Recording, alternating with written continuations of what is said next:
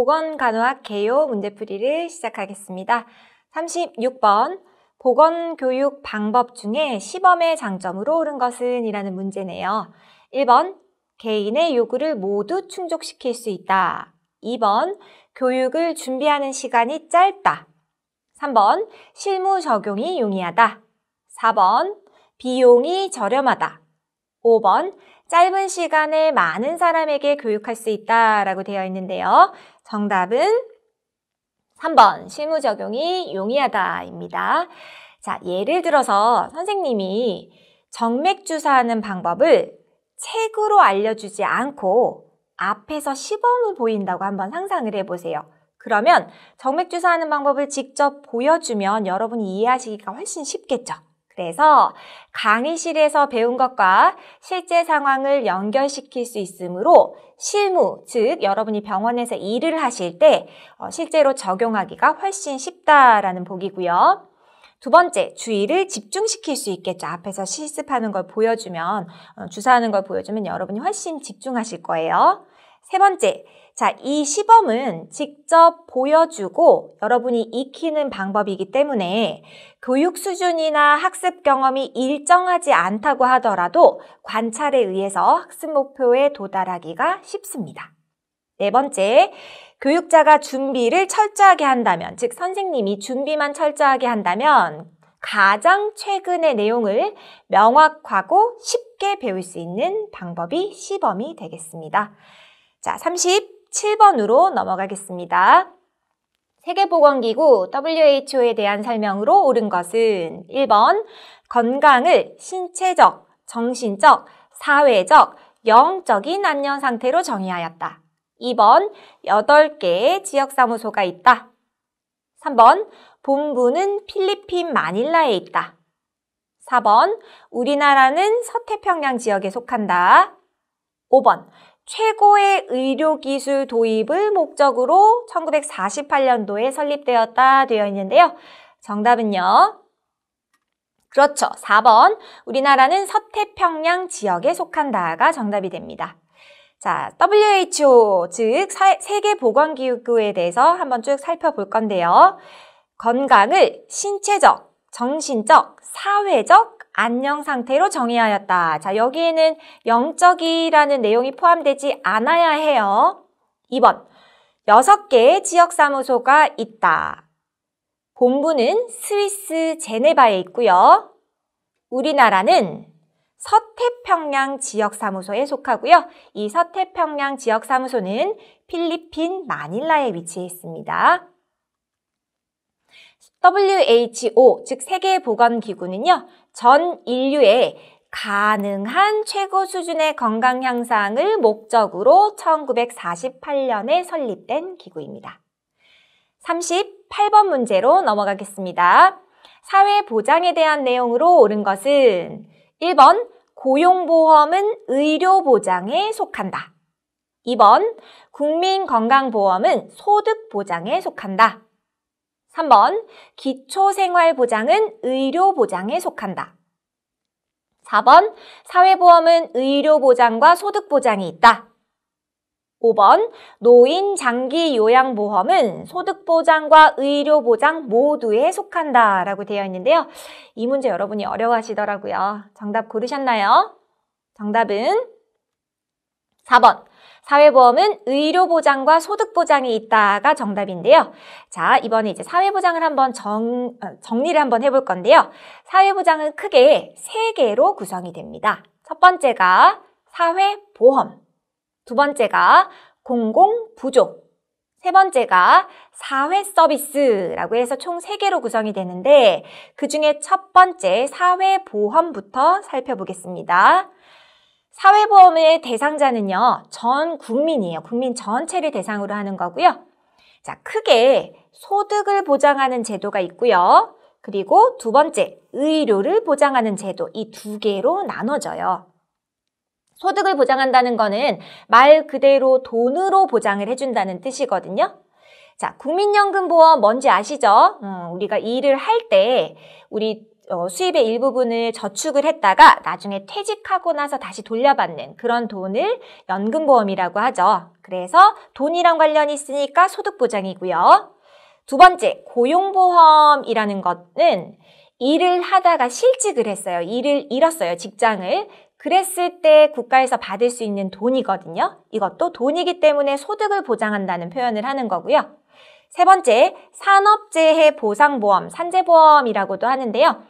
일을 하다가 다쳐서 일을 못하게 됐어요. 그때 소득을 보장해 주거든요. 그래서 국민연금보험, 고용보험, 산업재해보상보험은 소득을 보장하는 제도고요. 그리고 두 번째, 의료보장을 볼게요. 의료보장은 돈으로 보장을 해주는 게 아니고요. 의료 서비스로 보장을 해주는 그런 보험을 말합니다. 첫 번째가 우리가 아플 때 병원 가서 진료를 받을 수 있는 국민건강보험.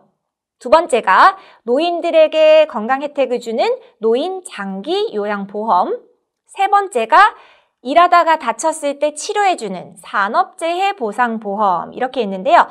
특이하게 산업재해 보상보험은 소득도 보장해주면서 그리고 의료도 보장해주는, 같이 보장해주는 그런 제도죠. 그래서 일을 하다가 다치게 되면 돈도 지급이 되고요. 그리고 병원에서 치료도 받을 수 있습니다.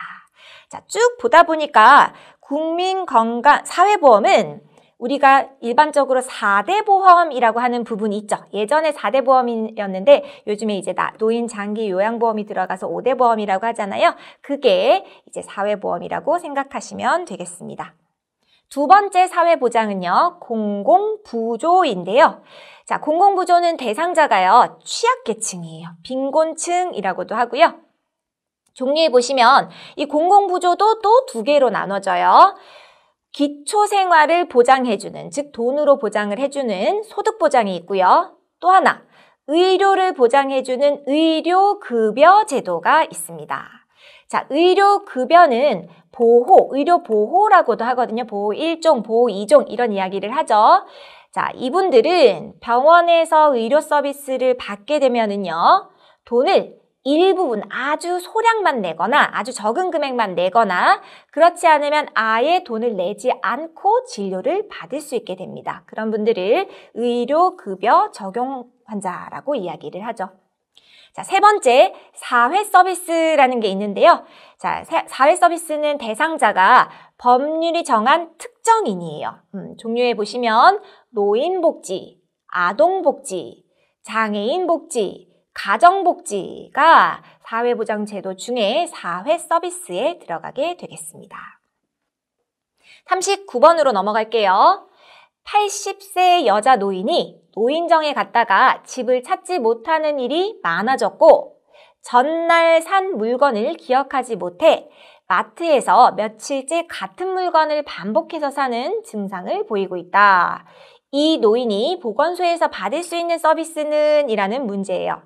자, 1번이 치매검사, 2번이 치매치료, 3번이 일자리 마련, 4번이 장기요양 등급 판정, 5번 보건소 입원 치료라고 되어 있는데요. 정답은요, 1번 치매검사입니다.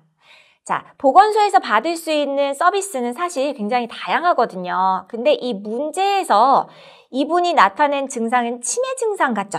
그래서 치매랑 관련된 보기를 고르셔야 하는데요. 치매 검사는 해줄 수 있지만 치매 치료는 할 수가 없거든요. 그래서 1번을 고르셔야 하고요. 치매 관리 서비스는 보건소에 있는 치매 안심센터에서 받을 수 있는데요. 이 치매 관리 서비스는 국가가 노인 치매를 상담, 계획, 관리해주는 체계적인 프로그램을 치매관리 서비스라고 합니다. 이 내용으로는요, 치매 조기 검진도 해주고요. 치매 치료 관리비를 지원해주기도 합니다. 그리고 배회 가능 어르신에게 인식표를 발급해주는 내용도 있고요. 그리고 이분들의 지문을 등록해서 혹시나 배회하시는 분들을 찾아드리기도 하는 그런 서비스도 제공을 하고 있고요. 조호물품이라고 해서 치매 노인분들이 사용하시는 기저귀 같은 물품 있죠? 이런 물품을 제공해 주기도 하고 치매 환자 쉼터를 운영하기도 하고 치매 가족 지원을 해주는 그런 사업도 치매 안심센터에서 치매 관리 서비스로 제공되고 있는 사업입니다. 40번, 관절통과 골절이 주증상인 이따이 병의 원인은? 이라고 되어 있네요. 첫 번째, 1번 다이옥신 축적, 2번 유기수은 축적, 3번 납 축적, 4번 카드뮴 축적, 5번 유해전자파 축적이라고 되어 있는데요. 정답은요, 4번 카드뮴 축적이 정답입니다. 자, 카드뮴이라는 성분이 우리 몸 안으로 들어오면은요, 몸 안에 있는 칼슘을 몸 바깥으로 빼내주면서 뼈가 구부러지고요, 변형이 일어나서 전신에 통증을 수반하는 질환입니다.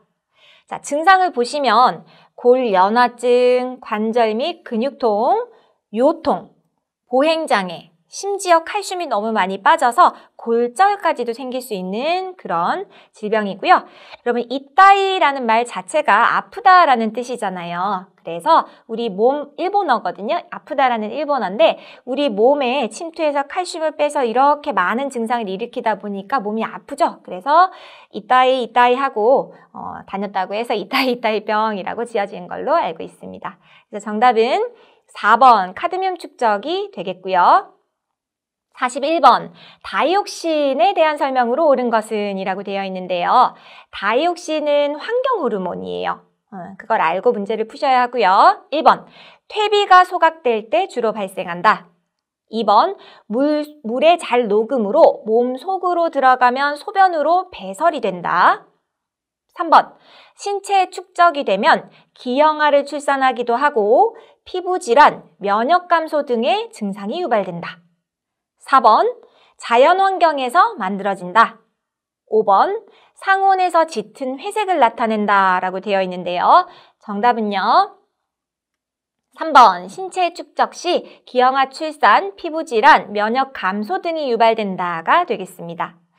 다이옥신은 생활 쓰레기 중에 전선이나 비닐을 태울 때 발생하는 게 다이옥신이에요. 환경 호르몬.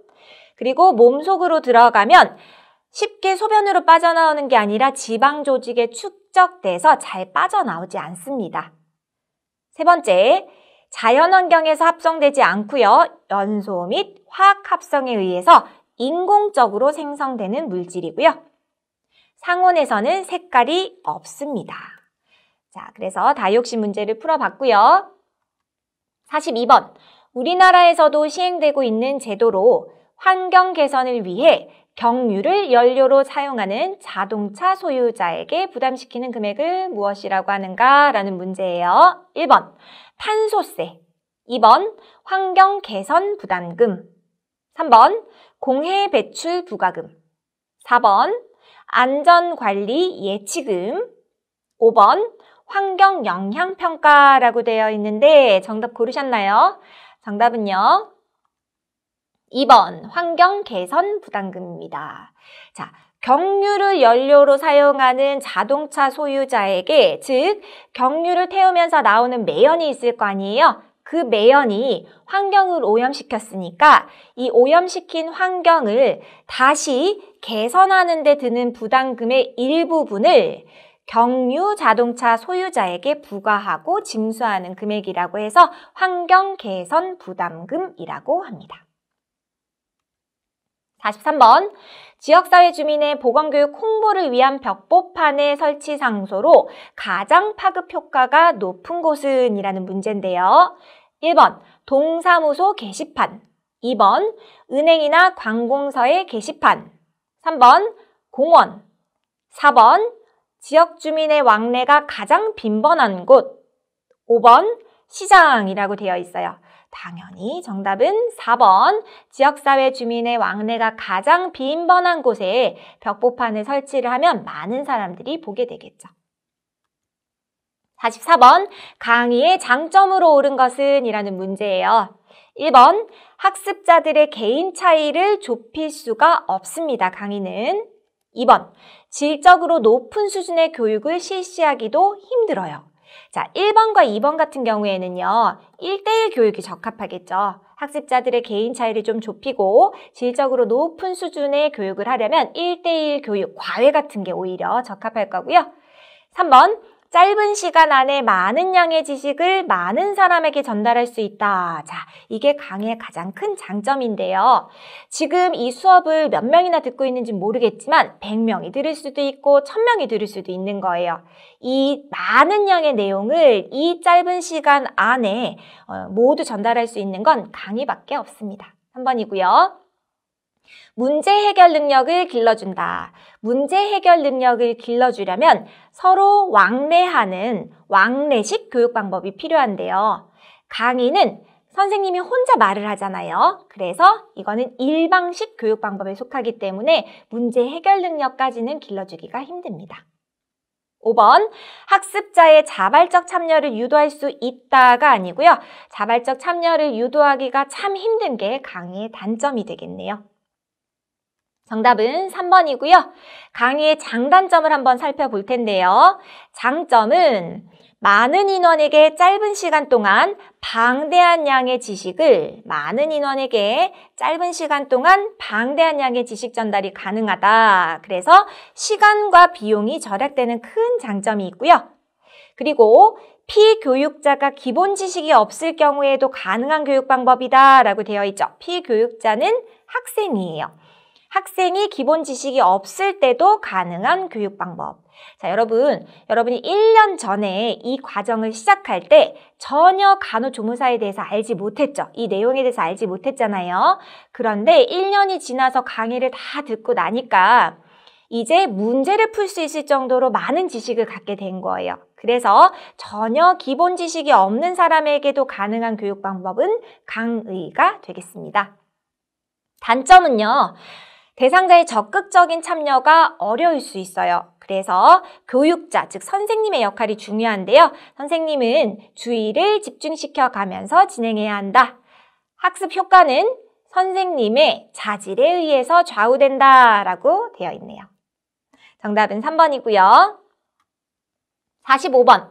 장시간 컴퓨터 작업을 할 때 눈의 피로, 두통, 근골격계 증상 등을 유발하는 것을 무엇이라고 하는가? 1번 안구진탕증, 2번 VDT 증후군, 3번 레이노병, 4번 안정피로, 5번 백내장이라고 되어 있죠.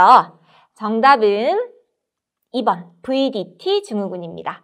자, VDT 증후군은요. 컴퓨터 작업으로 인해서 주로 발생하고요.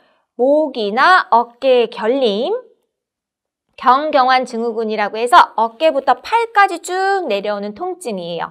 그리고 근골격계 증상, 눈의 피로와 이물감, 그리고 피부 증상, 정신신경계 증상까지도 일으킬 수 있는 게 VDT 증후군이네요.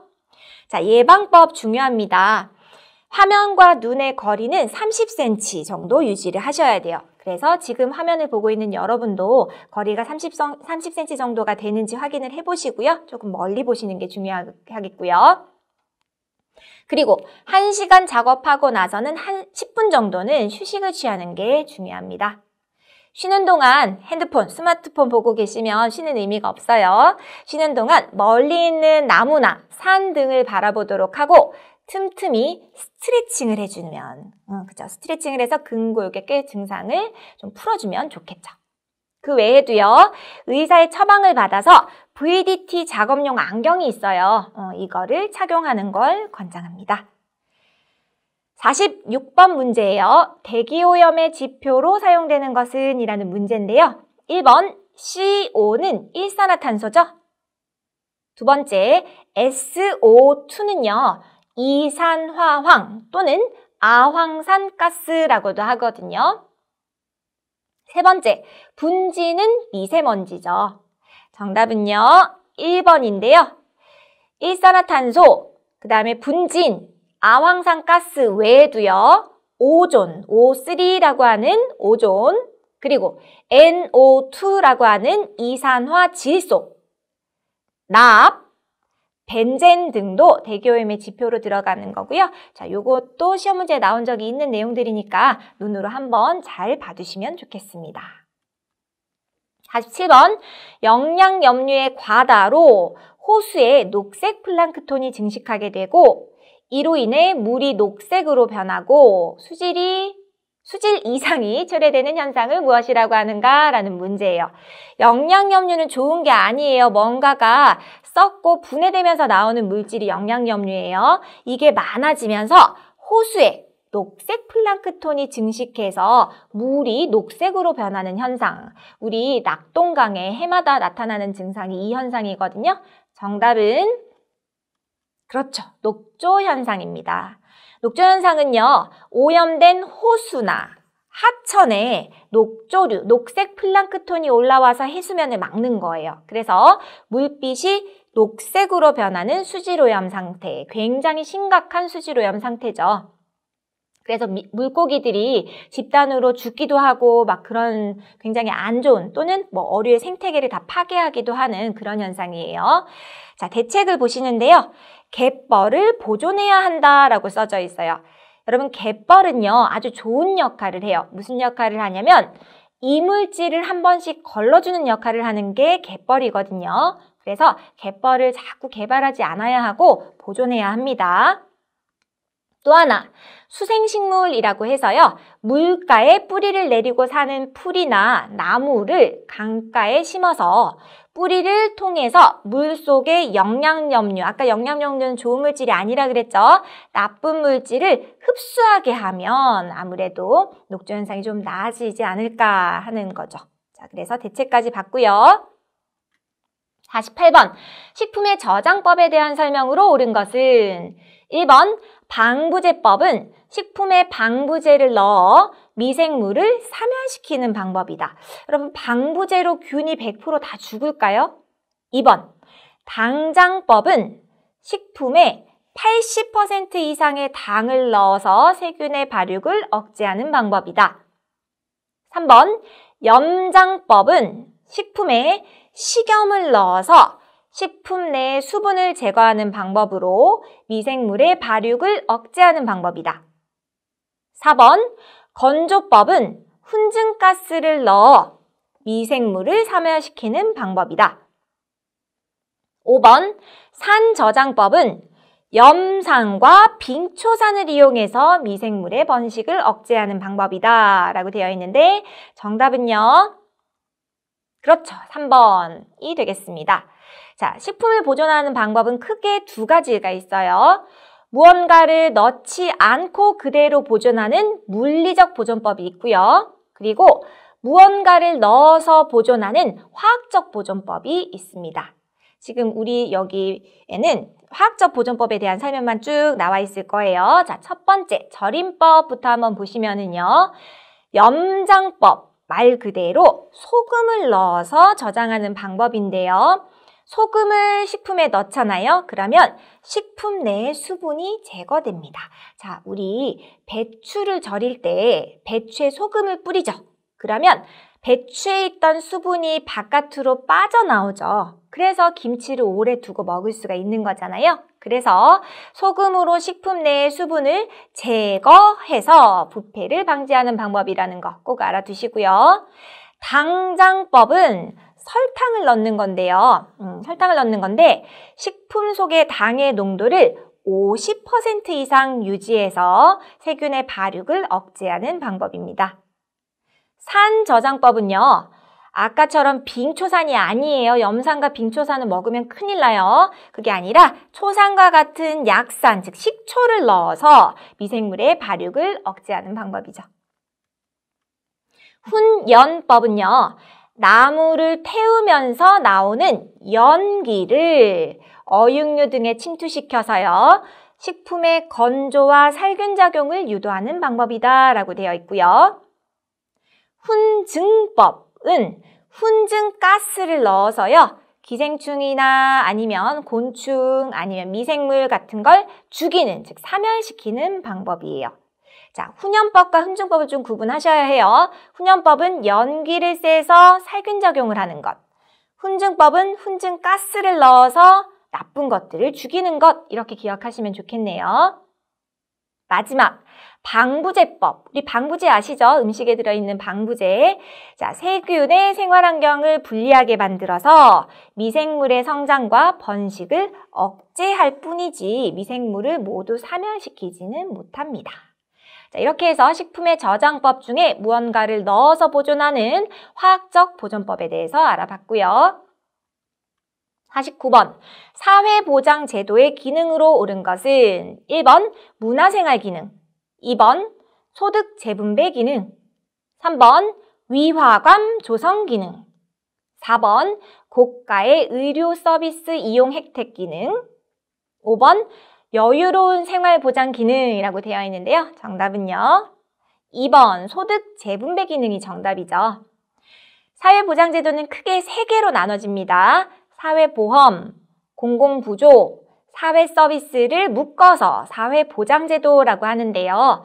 사회보장제도는 질병, 장애, 노령, 실업, 사망 등의 사회적 위험으로부터 국민을 보호하고 국민 생활의 질을 향상시키기 위해서 제공되는 서비스를 사회보장제도라고 합니다. 기능을 잘 보셔야 되는데요. 기능으로는 기초생활보장 같은 최저생활을 보장해주는 기능 하죠. 그 외에도 경제적 기능, 소득재분배 기능, 사회통합 기능, 연대감 조성이라고 되어 있는데 자, 이 말은 무슨 말이냐? 많이 버는 사람에게는 많이 걷고 적게 버는 사람에게는 적게 걷고 그리고 아예 못 버는 사람들한테는 안 걷는 거예요. 이렇게 해서 소득을 좀 나누자는 거죠. 소득을 나누면 사회가 한 덩어리로 통합될 거고 그러면 똘똘 뭉쳐서 연대감이 조성되겠죠.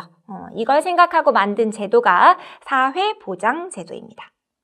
그래서 사회보장제도의 기능으로 옳은 것은 정답 2번 소득재분배 기능이 되겠네요. 50번 며칠 전 학교 급식으로 햄버거를 먹었대요. 햄버거를 먹은 학생들이 경련성 복통, 배가 심하게 아프고요. 오심, 구토, 발열, 혈변, 대변에서 피가 섞여 나온대요. 이런 증상을 집단으로 호소하고 있고요. 그중 일부는 병원 진료 결과 용혈성 요독증후군이 의심된다라는 소견까지 받았대요. 이때 의심할 수 있는 식중독으로 옳은 것은 이라고 되어 있는데요. 1번 장염 비브리오균 식중독, 2번 장출혈성 대장균 식중독, 3번 살모넬라 식중독, 4번 포도상구균 식중독, 5번 보틀리누스균 식중독이라고 되어 있죠. 정답은 2번 장출혈성 대장균 식중독이라고 합니다. 자, 원인은 장출혈성 대장균이에요. 그래서 우리 예전에는 5157이라고 많이 불렀었어요. 5157 같은 말이고요. 전파 경로를 한번 보시면은요. 덜 익힌 쇠고기, 즉 햄버거 안에 있는 패티 있죠. 햄버거 안에 있는 고기 있잖아요. 그 고기를 덜 익혀서 먹었을 때 집단으로 발생하는 경향이 있고요. 자, 증상 중에 특징적인 게 있어요. 수양성 설사에서 혈성 설사로 이행한다라고 되어 있는데요. 수양성 설사는 물설사예요. 물설사. 물 성분이 많은 설사에서 혈성 설사, 혈액이 섞여 있는 설사로 진행이 된다. 그리고 용혈성 용혈성 요독증후군이 할 수도 있다고 되어 있는데요. 용혈성 요독증후군은요. 독소가 몸 안에 퍼져서요. 적혈구를 파괴하고 신장 기능이 저하돼서 혈액에 요독이라는 성분이 쌓이는 질병이에요. 그래서 용혈성 요독증후군이라고 하면 장출혈성 대장균 감염증이랑 연결을 시켜주시고요. 예방법은 지금 소고기 패티를 덜 익혀서 먹었기 때문에 주로 발생한다 그랬잖아요. 그래서 쇠고기는 충분히 조리한 다음에 섭취하고 우유나 유제품은 반드시 멸균해서 드시는 게 좋고요. 그리고 장출혈성 대장균을 가진 사람은 조리 업무, 요리할 때 거기에 같이 있지 않아야겠죠. 조리 업무에 종사하지 않아야 한다라고 되어 있습니다. 보건간호학 개요 문제풀이를 마치겠습니다.